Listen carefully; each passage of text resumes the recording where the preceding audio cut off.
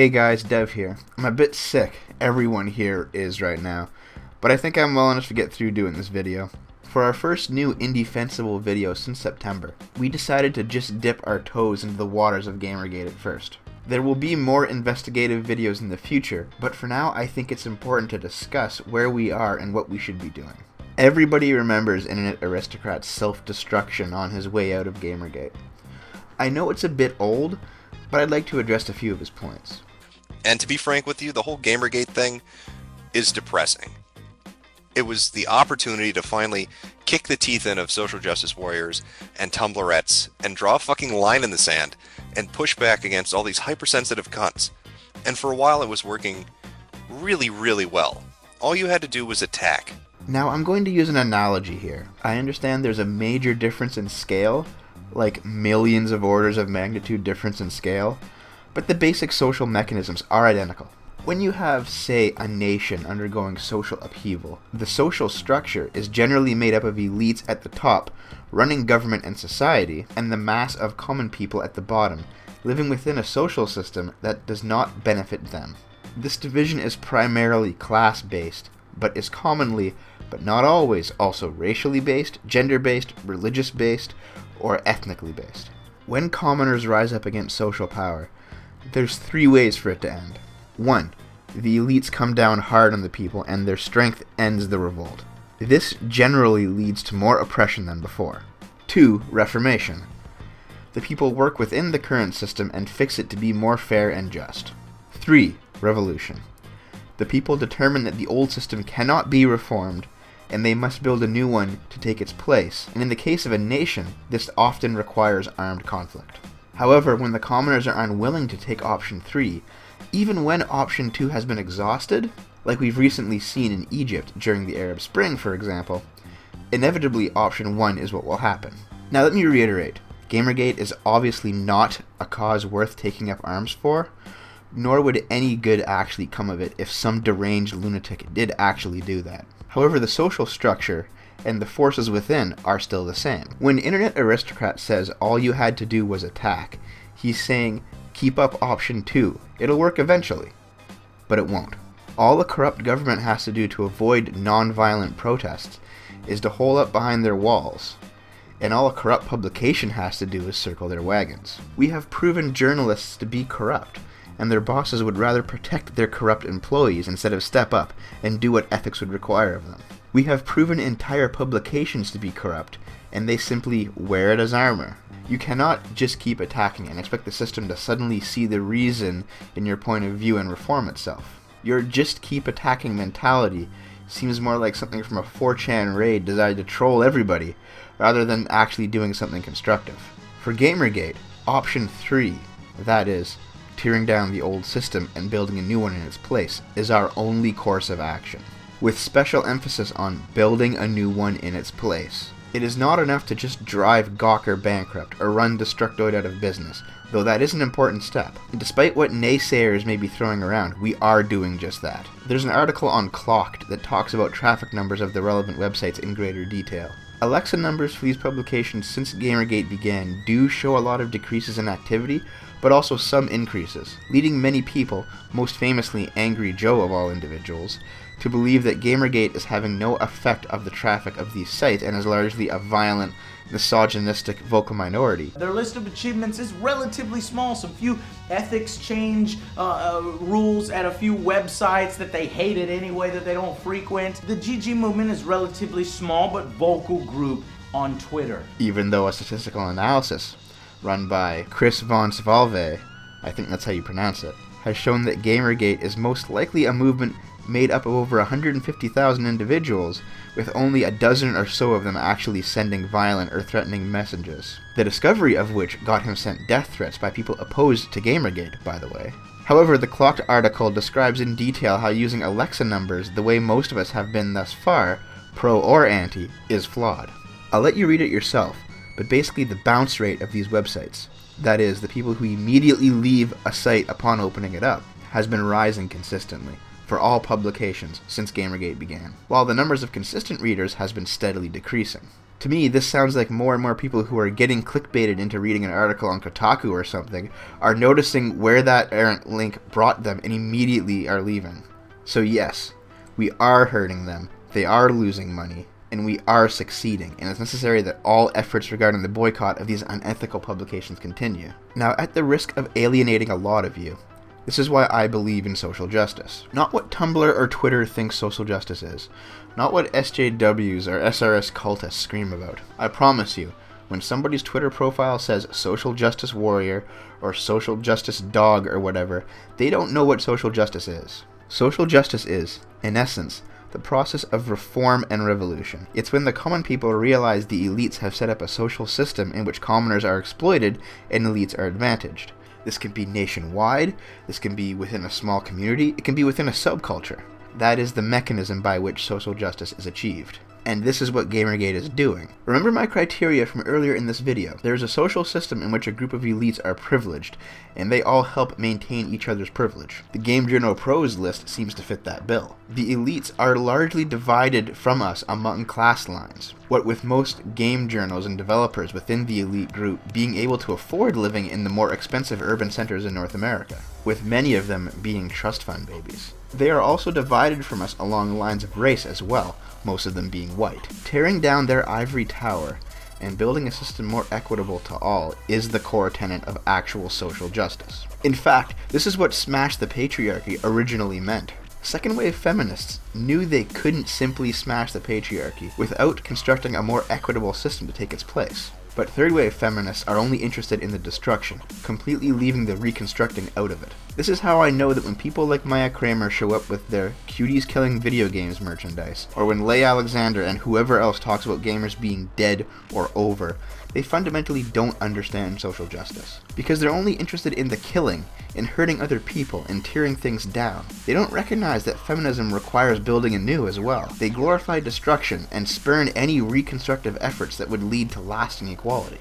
In short, Gamergate is actually performing the actions that social justice and feminism require for a social revolution to take place within the subculture of gaming. And I think this is the main reason why we have received so much pushback. The establishment, the elites, the journals, and the developers talk all day about social justice, but don't actually do anything about it. And when us, the common people, the people without class privilege, come along and try to do actual social justice, they fight us, because they know in terms of actual social justice, they're the oppressor.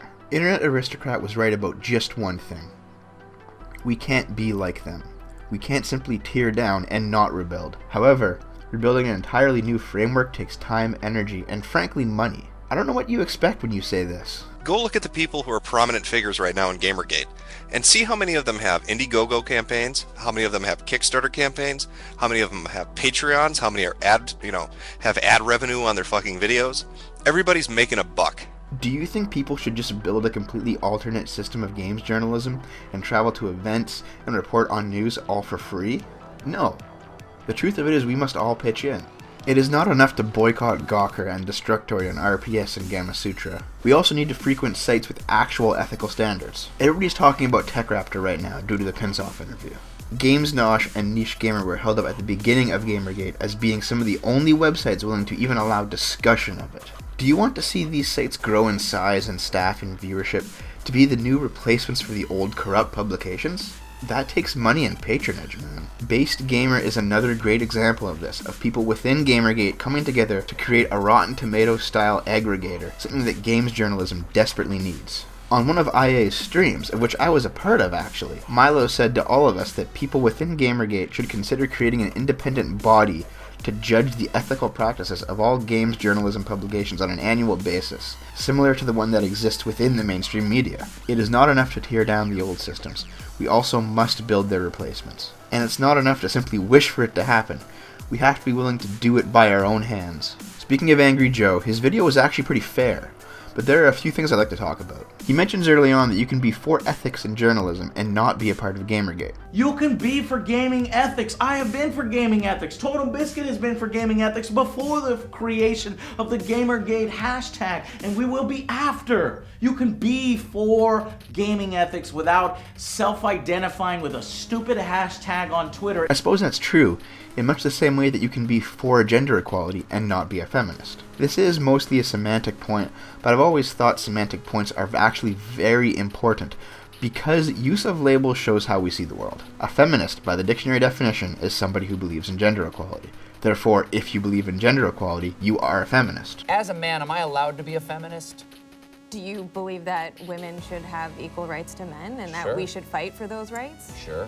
Great, then you're a feminist. A person who believes in gender equality but says, I'm not a feminist, is technically a feminist by definition, but wants to avoid being associated with the political group called feminism. I think Angry Joe is in this camp. He believes in ethical journalism. He thinks corruption is bad. By that definition, that makes him a Gamergater. But he says he's neutral to Gamergate. His ideas on the topic align with Gamergate the philosophy, but he has no desire to be part of Gamergate the political movement. I know some people have seen this as cowardly or whatever, but I think it's fine. I think this actually describes the vast majority of gamers. And Joe, I'm a fan, and as much as I like your videos, I gotta correct a few things you've said here. Zoe Quinn, a female developer, her angry, jealous boyfriend fucking put all their dirty laundry on the internet, just completely fucking doxed all of her information and accused her of sleeping and cheating with numerous guys, and she confirmed it as well, sleeping with a few other people. Aaron didn't actually dox anybody. He put up their relationship drama, sure, and it's within his rights to do so no matter what anybody thinks of it. On a personal level, the Zoe post described a person who was emotionally abused in their relationship, describing the abuse he suffered at the hands of his abuser. Like you said, that's ultimately not our business. But when you go to a subreddit like Raised by Narcissists, where children describe how their parents abused them, that's also not anybody else's business, but people willingly provide their story. Victims of abuse often find some comfort and healing in recounting their story.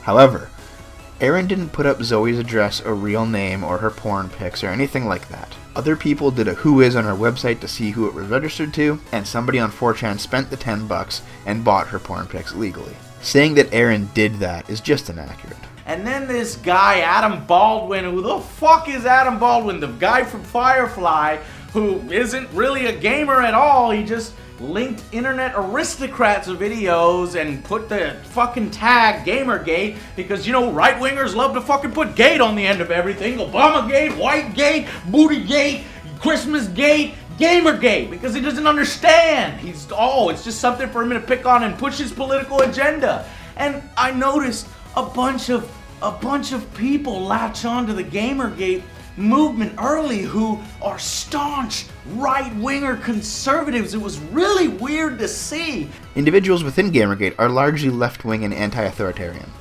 which goes to show just how far gamers were pushed when they all went flocking to the right-wing press to receive actual coverage of Gamergate, since those publications were the only ones willing to tell the entire story. It's no surprise that left-wingers will generally stick around left-wing publications to get their news. But when left-wing authoritarians in charge of these outlets begin assassinating their own left-wing anti-authoritarian fan bases for not falling in line, they drove them right into the waiting arms of far-right extremists. Gamergate became so viciously polarized, not because of right-wingers like Adam Baldwin or Milo. It was because the left tried to eat itself. People like Zoe Quinn and Brianna Wu were getting a lot of fucking harassment. Their personal information was out there. A lot of shitty people were harassing them. Period. That shit actually happened. I know there's conspiracy theories that they never once received one bad tweet and she didn't actually leave her house at all, even because there are pictures that show this fucking proof. It's fucking bullshit conspiracy theory crap. Asking for proof of unsubstantiated claims isn't a bad thing. This photo is not a conspiracy theory, dude. Brianna talks constantly about being forced to leave her house when she didn't actually go anywhere, and that's something you just sort of hand-wave in your video. Any name in Gamergate, big or small, including myself, rejects the harassment of these people, whether done in our name or not. But you act like questioning some of their more outrageous claims is tantamount to a conspiracy theory, when it's really just good practices. Anyway, Joe, I doubt you'll see this, but if you end up watching it someday, don't take this as an attack on you. I think your video is mostly pretty fair, and I recommend everybody else go see it if they haven't already. I'll end the video off with this. Erik Kain wrote an article entitled What Gamergate is Actually About, that I think best describes what Gamergate is, and in doing so highlights exactly where Gamergate needs to go. According to him, Gamergate is not entirely a consumer movement, nor is it entirely about ethics. It's not a hate group, It's not about anti-SJWs, and it's not about conservatism in video games either. Rather, it's about a toxic relationship that's formed between the video game press and gamers themselves, one that's been bubbling and brewing for years, not months. This is the core of the issue. Gaming is fundamentally a meritocracy. Nothing matters aside from how well you do at the game. Even if somebody sends you a slur over Xbox Live because you're a girl who's wrecking their shit, at the end of the match it'll be you at the top of the scoreboard, not them. Even in development, it's a meritocracy. Women have been part of some of the best games to ever come out in the past 30 years. Nobody took a look at Mega Man or Bayonetta or Castlevania or Street Fighter or Mario RPG or any of the other billions of games that women have worked on and said, oh wow, those games are worse because women helped make them. No, nobody gives a shit. It's based on the merit of the game. The current elite at the top of the social structure, the journalists and developers in their clique, they're left-wing authoritarians. They ultimately want the gaming space to be run not on meritocracy, but rather on their autocracy. They don't care about getting women into games. They care about getting their women into games. They don't care about giving exposure to indie devs. They care about giving exposure to their indie devs. This has been proven time and again with biased coverage, illegal blacklists, and rigged award shows. Erik was right.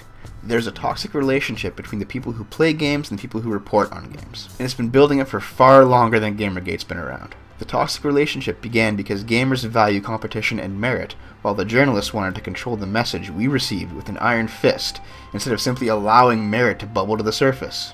Just as I would tell somebody being abused in a relationship that they need to escape from their authoritarian partner and find a safe space to heal, all people who play video games need to leave these publications behind and rebuild our safe space where we can freely be gamers again. Because make no mistake, they're trying to take that from us. They commonly say, oh, we don't want to take away your games, we just want to diversify games. Don't believe them. Diversifying games is good, and there are games that have been improved by its diverse cast. But this isn't their goal. As soon as they got even the smallest semblance of a foothold, they moved to try and get games like Hunipop kicked off Steam due to their subjective sexist idea of what offensive content is. Diversifying games is good, and they talk about it, but it's not their goal. Their goal is banning games they disapprove of. But this is the future of Gamergate, abandoning the corrupt publications, boycotting them, spreading the word about their practices, and rebuilding gaming again from the ground up, with new developers, new journalists, new ways to talk about games, ways that benefit all of us, not just the privileged few. Anyway, I know this video's meandered quite a bit, but it's our channel's first real posting on Gamergate in months, and I wanted to cover a number of topics that we sort of missed. Camera's working on a more investigative style video discussing The Escapist, which should be out in just over a week or so, so I hope you'll stick around and check it out. And because I'm a shill, feel free to check out our other videos we do as well. I hope you like them. And I hope you liked this. See you later, guys.